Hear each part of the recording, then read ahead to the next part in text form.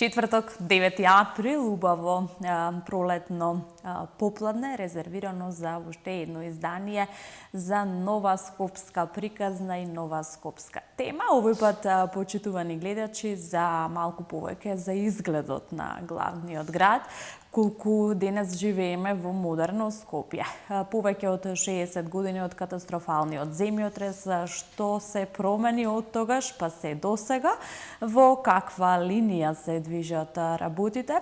А вечерва ќе говориме со еден доста квалитетен и интересен гостин и соговорник, кој што јас го одбрав токму за овие теми. Чест ми е да си го поздравам мојот вечерашен соговорник, господин Ралев, односно архитект Мишко Ралев и професор. Секако да не сгрешам јас во најавата. Многу ви благодарам што одвоивте време да говориме за овие важни теми за Скопје како една неисцрпна тема. Ви благодарам што прифативте мојата покана. Благодарам на поканата и навистина ми е чест и задоволство да говорам за Скопје, како и впрочем и досега на повеќе и вакви и емисии и разни стручни трибини. Така да, Скопје е наша неисцрпна инспирација, па еве сега и на вашата телевизија. Јас си во најавата напоменав повеќе од 60 години од оно што му се случи за жал на Скопје, катастрофалниот земјотрес. Во каква Скопје денес живееме и што се промени од тогаш па се до ден денес? Да, има поминато доста години од тој катастрофален земјотрес, нели, 1963-та, веќе 63 години. Таа катастрофа, впрочем, и драстично го промени развојот на Скопје. Одеднаш Скопје стана центар на интересирање на без малку светската заедница, која што се вклучи да го реконструира, да го ревитализира тој, дајде во светски рамки и го нарекува мал провинцијски град.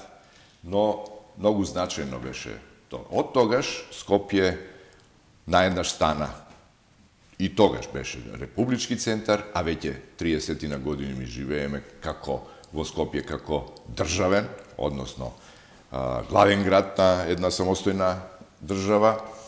Тоа е нашата метропола, нашиот мегалополис и секако дека има и позитивни и негативни работи во тој негов развој. Денеска, прашањето ваше во какво Скопје живееме, прво живееме во нашето Скопје. Какво е, можеме да кажеме, нели, какво е, такво е, наше си е.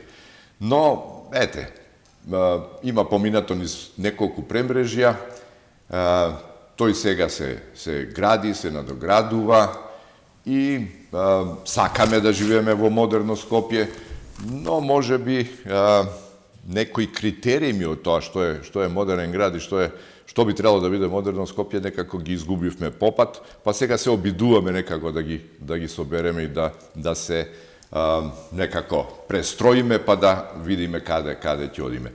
Скопје е, можеме да кажеме, модерен град затоа што е и впрочем и нов град во неговата сегашна димензија. Пред земјотресот се разбира бил многу поскромен во своите димензии, во своите капацитети, но како што реков дека тој и во тоа време почна да станува како главен републички центар, центар на индустрија, центар на образование, центар на култура и може би премногу содржини влегува во Скопје, па така тој мораше да се расшири, мораше да се доизградува, да се изградува.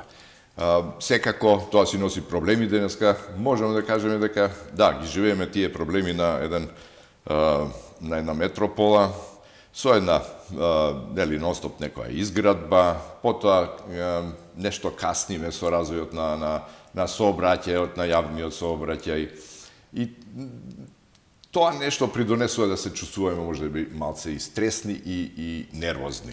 Да, Скопје се менуваше во текот низ годините, ја промени својата слика, меѓутоа неспорно е дека навистина стана центар во кој што централен град, главен град во кој што можеби од помалите места сите сакаме дом тука, овде.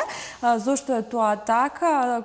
Колку е градот модерен, колку градот нуди и колку од друга страна тоа е веќе и прашање на децентрализацијата, колку во другите градови пак ништо не се случува. Да, ние би требало за ова да се вратиме малце по-далеку во времето на Југославија, каде што тие другите републики правеа некаква равнотежа. Секогаш во таа мерка, освен главниот републички центар, постоеше уште еден центар. И тоа таков еден баланс се создаваше, не знам, во Словенија, Љубљана, Марибор, во Хрватска, Загреб, Риека, Сплит, во Србија, Белград, Нови Сад, Ниш.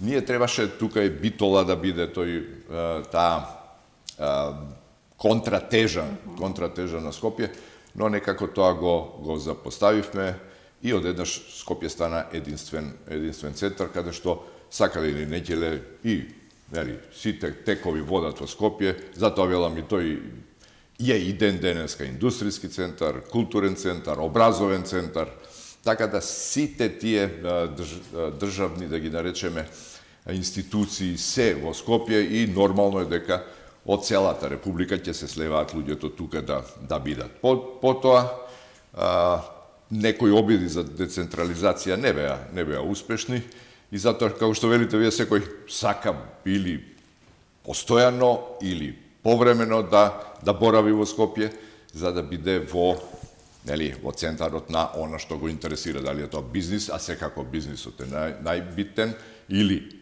да кажеме, најгусте тука во Скопје, така да, сакали или не ќеле, Скопје стана всушност некаков синоним за цела Македонија. Градот постојано се гради, колку ве консултираат, каква е вашата слика за тоа каков е денес градот, за деталните урбанистички планови и секако и колку треба да се контролираат работите, до каде ќе оди се тоа?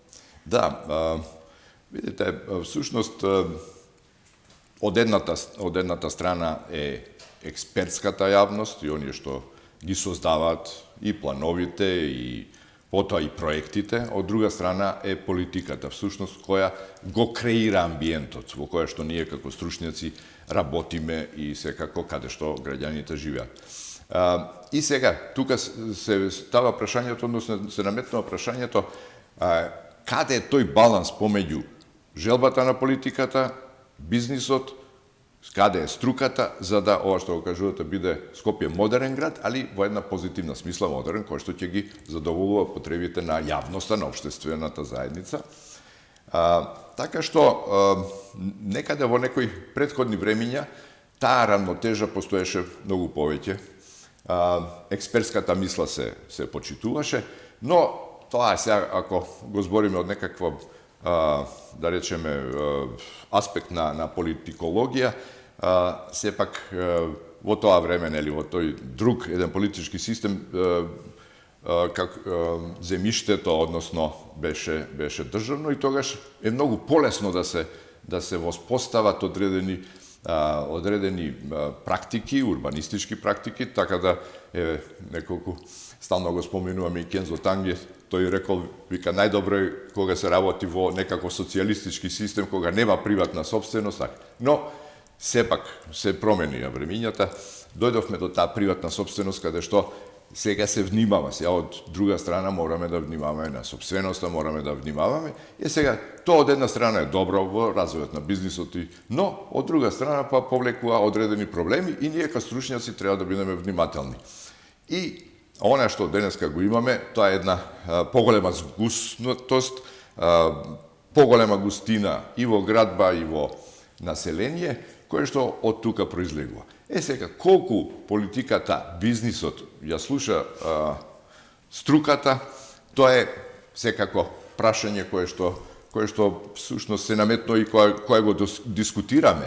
Ние имаме механизми да и струката биде како се вели чуена, односно производите на урбанистичките планови да бидат во дослух со современите текови во урбанистичката мисла и наука, но на крајот сепак некој друг ги условува, некој друг ги бира.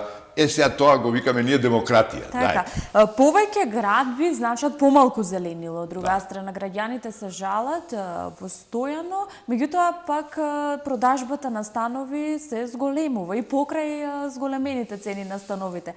Како сега тука да ги потфатиме работите?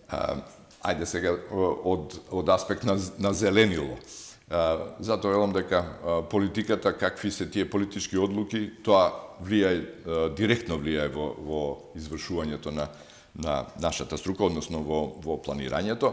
Па така имавме времења кога политиката воспоставуваше некакви закони во кои што даваше максимална слобода на исполнување, се вика, на локацијата за градба. Например, имаме 70% искористеност на локација, 80%. И сега вие во таа 70-80% искористеност на локација многу тешко можете да воспоставите, односно да изградите зеленило.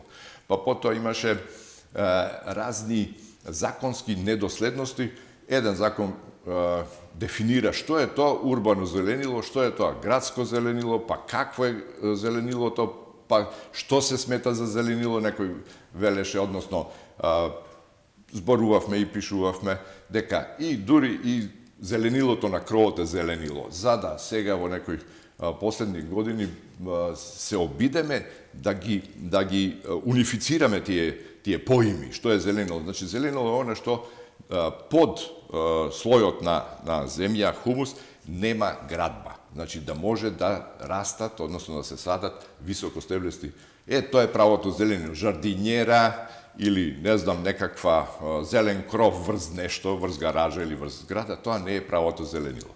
Скопје од претходно има една своја зелена, да ја наречеме, матрица, градски парк, водно, парк шумата водно, па потоа тука влегуваат и дворовите на приватните, индивидуалните градби, но велам, со воспоставување на некоја закономерност, односно законска урбанистичка регулатива дека 80% од локацијата може да биде изградена, тоа со одредени планови се ајде да кажеме, се намали. Така што сега се обидуваме да воведеме по жител, по квадрат, да се прошират и да ги измениме, така да тоа е жива материја, градот е жива материја, законите се исто така жива материја. Ние се обидуваме да укажеме на тоа што велиме, што е модерен град, знаете. Така да се обидуваме да го поправиме или но некои работи веќе се изградени, знаете, во градбата грешките остануваат за голем број на години, не можете лесно да ги поправите. Јавно го поддржавте новиот градски татко. Верувате ли дека работите ќе се променат? Ете, дел од некои од скопските градоначалници веќе почнаа со работа на терен, односно бевме сведоци дека последниот периоди се уриваат некои од нелегално изградените објекти и градби. Еве конкретно за работата на Ѓоргиевски, верувате ли дека има оптимизам, дека ќе се сменат работите на подобро? Да, знаете, човек треба да биде оптимиста кога гледаме дека повторно се враќа идејата, односно грижата за јавниот транспорт. Тој го врати концептот на Bus Rapid транспорт систем со некакви, се разбира, можда рационализации, со некои преправки, тоа ќе видиме како е, но навистина на овој град му е потребен јавниот превоз кој што во еден долг низ на години некако се запостави. Сега тоа дали е резултат на некакви политички игри, тоа секако луѓето го знаат, но еве сега тоа е позитивно и тоа е оптимистички дека се враќаат одредени одредени решенија кои навистина не зависат ни од идеологија, не зависат ни од некаква партиска припадност, ниту пак партиски програми. Тоа е она што всушност е струка, односно што е експертски покажано, докажано, поминато низ разни филтри на ревизии, и тоа странски ревизии, и сега очекуваме тоа да се имплементира. Откочени се многу други проекти кои што беа завршени во кај претходните градоначалници каде што стоја, така што имам верба дека ќе тргнеме напред и дека Скопје, тоа нема да биде брзо, се разбира, тоа се огромни инвестициски потфати и градежни потфати, за кои што ќе треба да бидеме стрпливи и за кои што ќе треба време, но со верба дека ќе придонесе за олеснување на животот и на граѓаните, на тој транспортен систем. Потоа тука се секако рак рана на не само на Скопје, на сите градови се дивоградбите, кон кои треба да бидеме и рационални, и затоа што не е, знаете како, огромниот број на дивоградби не ни остава некое мирно со некакви декрети, ајде ќе видиме, затоа што сега ние од друга страна и некако и ние као експерти малце и се жалевме дека легализација на тие дивоградби не може да иде без нас архитектите, затоа што тие се градени без контрола, без проект, а во тие законски некакви решенија беше само да се измерат, да се одреди нивниот капацитет, но без проверка на конструкција, без проверка на инфраструктура.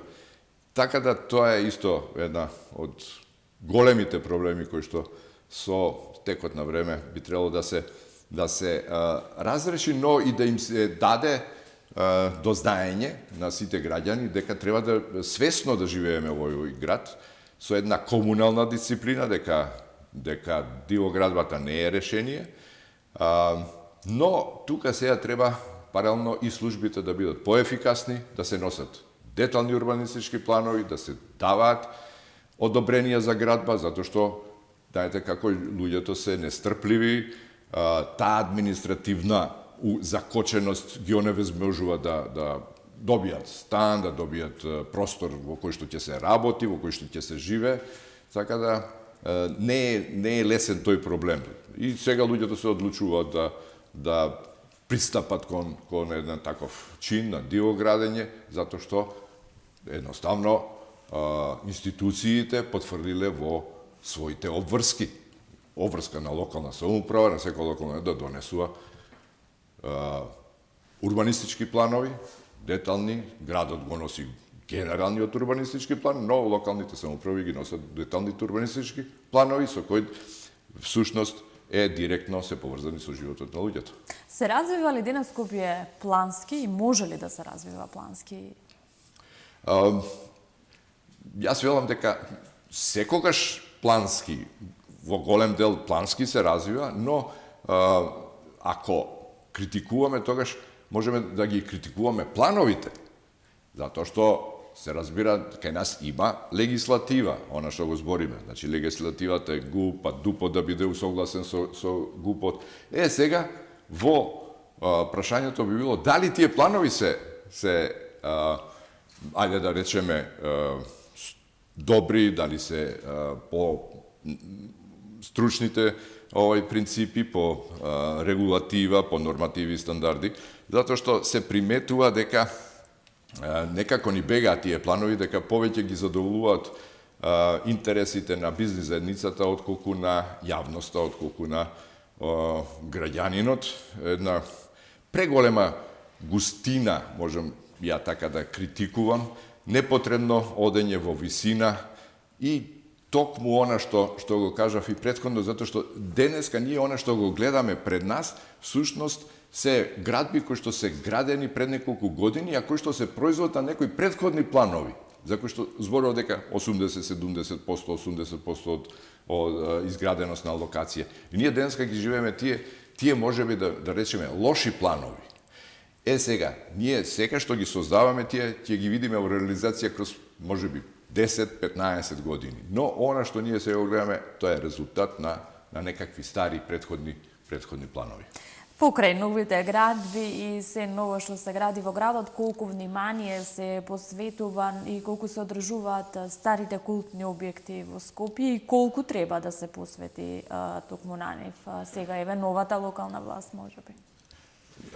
Знаете, ако вие не се однесувате кон минатото со должна почит, значи не се почитувате ни себе, ни сегашноста, ниту пак нели можете да оставите нешто за воиднина.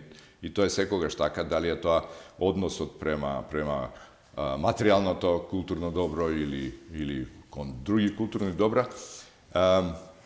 Генерално, она што можеме да го забележиме е дека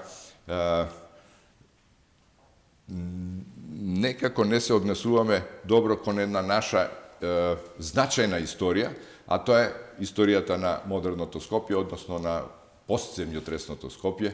Еве, сведоци сме дека една шалтер сала на поштата стои со години изгорена и напуштена, која што, иако технологиите се сменија, па сега не се потребни такви шалтер сали, но може би градот требаше до сега да ја реновира, односно да ја ревитализира, да ја пренамени во некаква... Железничката станица, исто Железничката станица, да, ете, таа е со децении веќе музеј на град Скопје.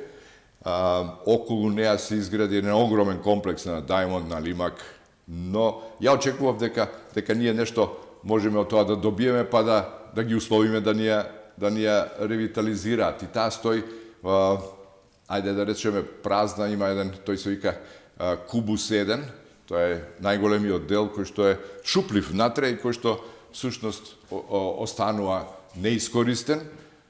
Пред неколку години, може би пред 10 години имаше и конкурс, ние исто работевме, но тоа остана така и не успеавме да се, еве ја викам да се испазариме. Ако на Лимак или на некој инвеститор сме им дале градот такви парцели, па требаше да побараме да се стегне тој објект, да се вложи во него, затоа што тоа е, велам, главниот културен дом на Скопје, музеј на град Скопје. Така да во тој поглед имате право. Не сме многу вични во зачувувањето. Вие јавно поддржувате, меѓутоа јавно критикувате. Ве паметам како еден јавен критичар на Скопје 2014 проектот. Да, за жал ни се случи тој проект кој што ја го гледам во еден поширок контекст, а тој контекст е всушност прво од урбанизам. Значи, воопшто многу малку дискутирав за неговите стилски вредности, туку за урбанистичките, затоа што голем дел од тие објекти се на измислени локации. Да речеме го нападна Мајор коритото на Вардар. Се приближија многу до Кеот, па дури имаме некакви испусти, квази некакви променади од по 2 метра, објекти кои што ги кријат другите објекти. Потоа имаме еден друг, исто така, ајде да го наречем, катастрофален однос. Тоа е односот кон нашата историја, тоа се кон нашите модернисти архитекти. Еден огромен број на објекти се преоблечени во квази некакви, да ги наречеме, класични стилови, а тие се објекти на генерации, првите генерации на нашите архитекти кои што се школувани во нашата држава, на нашиот универзитет. Да речеме, објектот на владата, кој е на мојот професор, кај кого што ја завршив како ментор, Петар Моличковски, и кој што беше еден од врвните објекти во Југославија. И сега вие го занемарувате. Значи, архитектурата е основниот идентитетски показател на едно општество.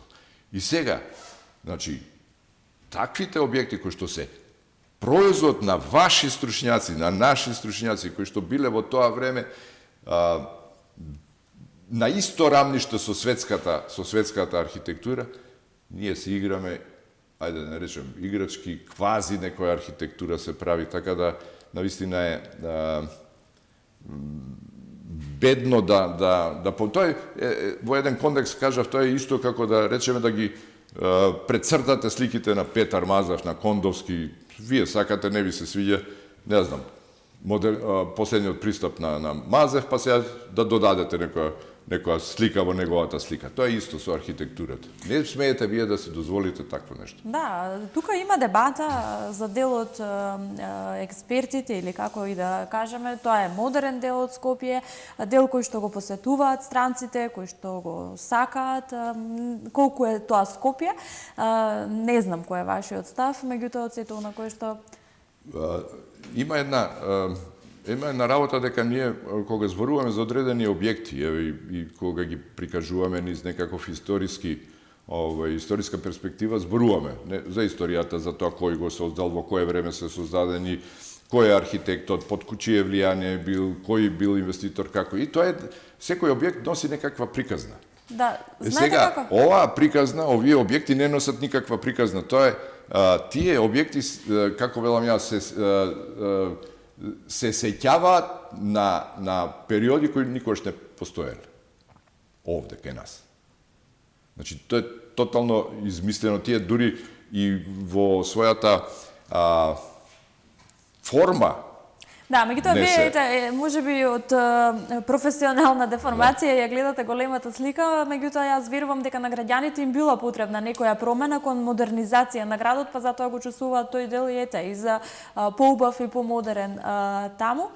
Оставаме секој со своето мислење. Колку вам, господин Ралев, Скопје ви е дома, како го чувствувате градот денес, по години работа, споделување на знаење секако на младите архитекти овде во главниот град? Да, убаво тоа го формулиравте, Скопје како дома и Скопје е дома. Исто е како домот. Вие кон вашиот дом личен, да го наречем, се однесувате и со критика, се однесувате и критички, ама се однесувате и со афирмативно. Затоа што е ваше, затоа што го чувствувате како ваше. И тоа е Скопје. Скопје е дома. Јас сум тука дома и понекогаш и кога сум критичен, но како се вели, едва и чекаш кога ќе отидеш некаде да се вратиш, дома си. И под од таков еден аспект и си го посматраш затоа што е твое. И критичен, и заљубен си, и те олесно, некогаш ти е криво зашто е нешто така. И тоа е всушност таква е љубовта. Полна е со некакви, падни стани, ајде да не кажам. Така да, она што им го пренесувам на студентите е да си го сакаат градот и како стручњаци и како граѓани. Затоа што понекогаш она што ни се случува е всушност од недостаток на љубов. Некој не го чувствува како свој, некој го чувствува како некаква, не знам, станица од која што доаѓа и си оди, па се однесува кон него како кон нешто страно. Тоа треба да го промениме, затоа што Скопје не е само на скопјани. Ја тоа и го кажував, Скопје, како што рековме, е центар на државата, државен центар и всушност е на цела Македонија. И така секој од Македонија и дури и странците треба со должно почитување, затоа што, пазите, Скопје е страшно стар град, односно веќе има 2 милениума од римскиот град Скупи, кој што, добро, се поместил географски, да речеме, али на оваа територија веќе 2 милениума постои една, урбан живот, урбана култура, и тоа треба да го знаеме. Значи, ние имаме малце сознание за градот, за историјата, за градителите на градот. Да речеме, ние повеќе сме чуле за Кензо Танге, отколку за градоначалникот Јосиф Михајловиќ, кој што е исто така вреден како што е и постземјотресната архитектура, затоа што тој прв вовел урбанистичко планирање, тој бил архитекта. Во негово време е изградена железничката станица, изграден офицерски дом, изградена е банката во Скопје, матка е изградена, знаете. И сега многу малце луѓе знаат за А повеќе знаеме за Кензо Танге. Кензо Танге е као некој крале Марко на Скопје и ние мислиме дека Кензо го изградил Скопје после земјотресот. Така го доживуваат. Да. А какви спомени вие носите од главниот град? Какви спомени ве поврзуваат тука и го паметите ли Скопје во некои подобри давнешни време? Па, може би многу повеќе од некои фотографии кога сум бил дете. Роден сум во Карпош, веќе тогаш таму завршувал градот, па потоа после земјотресот е дограден, па некои сеќавања се мешаат со фотографии затоа што нели али но се сеќавам дека во тие 70-ти години знам секогаш некој нов објект излегуваше, нова улица, па имавме дома некаков една невообичаено сам дали родителите ќе не соберат мене и сестра. Ајде, нова улица е отворена да видиме, да поминеме и тоа навечер со кола кога тогаш немаше таква густина на сообраќај. Па не знам, овој објект се изградил. Па ја додека студирав беше изградена операта, па тогаш не носеа и како студенти да видиме каква е, затоа што претходно, ајде да речеме, овие беа изградени. И тоа беше возбудливо. Градот се градеше пред вашите очи. Па кога се отвори градски трговски центар, тоа беше нешто невидено. Знаете, тоа доаѓа луѓе и од Грција и од Југославија да го видат трговски центар. Тоа беше навистина еден празник. И целиот тој развој, па после ние бевме и тинејџери, искачањето ни беше во трговски центар, беше главното корзо, да речем. Верувам и подобар ноќен живот сте имале. Денес некако не е на завидно ниво тој дел. Да, имаше тогаш. Други биле и дружбите. Па добро, секој си има можда својата Своје младост, време. време, али плански беше во трговски центар, имаше најпознатото диско беше во трговски Мусандра. Така да плански беше тоа неверојатен дизајн, па имаше Метропол клуб, една джез сцена, односно клубска сцена беше тоа, така да имаше една фина и развојно да и забава, но и културен живот. Така да сега, ајде, останати се, да речеме, джез фестивалот, останати се мајски опетски вечери, таквите тие се со децени традиција на Скопје и добре да останат, затоа што тие го дефинираат културниот живот во градот. Има ли делови, места во градот на кои што постојано се враќате, кои што ви будат убави чувства, убави спомени или можеби ги полните батериите и служат за ваше одмарање и мир секако?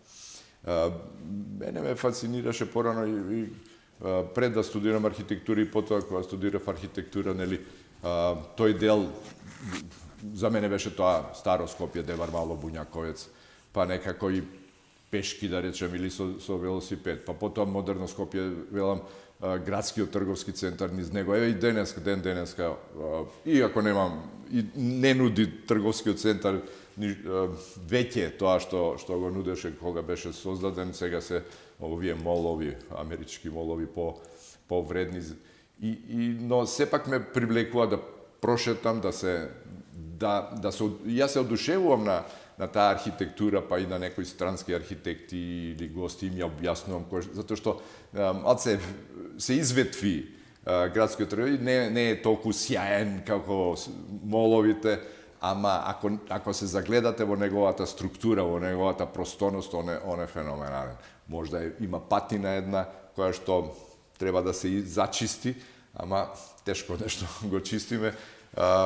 Кај него е проблемот со менаџирање, односно по тие стандарди, пошто е граден во некое друго време, да речеме, тежок е за бизнис, затоа што има многу повеќе јавни простори, отколку комерцијален простор. Затоа што со односот во моловите некаде највише 60 до 70% од површината да биде комерцијален простор, 30 до 40 да бидат јавните ходници, скали, пијацети и така натаму, а вамо е обратно. Вамо е 70% се пијацети, улици, така да, а тоа се огромни површини кои треба вие да ги одржувате. И тоа е скапо. Може би фали малку повеќе внимание да се посвети токму таму. Сега тука е во менаџирањето, знаете. беше државен, па беше градски требаше да биде, па сега е државен, па кој го има владењето, но се обидувавме и ние да воспоставиме некоја модел како да се извлече со додавање на трес, имаше конкурси да додадеме трет спрат, па тој трет спрат со јавно-приватно партнерство да се, но не се најде заинтересиран, односно не верува, бизнисот не верува во исплатливоста на тоа и сега он живурка, некако стои, ама не го нуди тоа што го нуди изгет City Mall или не знам, другите. Има ли ентузијазам кај младите архитекти? Постојано пренесувате знаење како професор? Да, секако. Тој однос секогаш бил, знаете, од сите 100% студенти не можете да очекувате, не само на архитектура, на било која област. Али има една таа, секогаш е тука 10 до 20% кои што ќе бидат и проектанти, кои што без љубов не може да се студира архитектура, затоа што може да биде лесна, но всушност е тешка, затоа што има многу области внатре. Ниједна друга струка нема толку различни области, математика, уметност, филозофија, проектирање. Другите факултети се монодисциплинарни. Правен факултет, право на ова, право. А овде имате од цртање, сликање, макетирање до проектирање, до математика, нацртна, филозофија, историја на уметност и така натаму. И има студенти кои навистина ја сакаат архитектурата и затоа што како се вели, не е само за архитектура, ако не сакате тоа што го студирате, тоа станува многу досадно. Така да постојат ентузијасти, постојат талентирани, постојат студенти посветени. Сега веќе и други медиуми имаме, други алатки, вештачка интелигенција, па компјутери, така да можностите се многу широки и всушност ние кога ги обучуваме, ние не ги обучуваме за локално, всушност ги обучуваме сите овие наши школи за глобална професија, затоа што архитектурата станува глобална професија. Денеска во разговори со мои бивши студенти многу работат за странски фирми од тука, знаете, со интернетот од тука, седиш во Македонија, работиш за Америка, така да отворени си и архитектите можат и во различни области, од графички дизајн, веб дизајн, продукт дизајн, да работат, затоа што самата образба, самото образување всушност е цело време некакви проекти и таа методологија на проектирање може иста е, дали е чаша или град, мислам иста е. Потекнува и сите дизајни потекнуваат од архитектура. Многу ви благодарам, господине Ралев, што ја прифативте уште еднаш мојата покана, што овие минути говоревме токму за главниот град, за Скопје. Ужива во разговорот, ме беше навистина чест и верувам дека ќе имаме и други теми поврзани со градот за некое наше наредно видување пред камерите. Пак ќе кажам благодарам на поканата и можеби еве и гледачите ќе заклучат дека ние можеме овде 2 дена да разговараме, дека е навистина неисцрпна тема и дека всушност нас не боли или тоа е таа љубов која што ја имаме и која што не тера да размислуваме, некаде грешиме, се разбира. Имаме, како се вели, позитивни примери, но и секако има и грешки. Ама пак викам, треба да се сака градот. Така, благодарам. Благодарам. Скопје ни е дома, а кон домот се однесуваме внимателно, одговорно, со почит и со многу љубов. Драги гледачи, ние одлучуваме во каков дом сакаме навистина да живееме. Многу ви благодарам што бевте со нас и ова попладне и овој четврток. Ве поздравувам и ветувам наредна дружба наредниот четврток во истиот термин. Довидување.